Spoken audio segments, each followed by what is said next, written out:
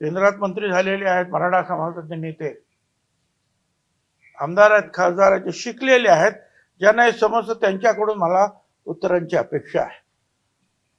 ज्यांना काही समजत नाही, अशिक्षित आहे, माहीत नाही,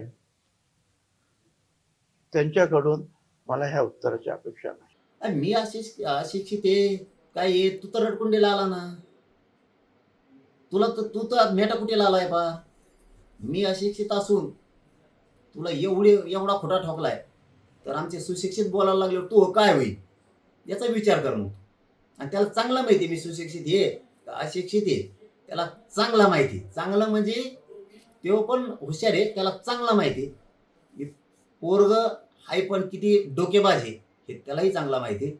परंतु आता सुशिक्षितलाच उत्तर मागितले, तर आमदार, खासदार, मंत्री, नेते मराठीचे जे जे कोणाला त्यांनी उत्तर मागितलं असेल त्यांनी स्पष्ट उत्तर द्यावं.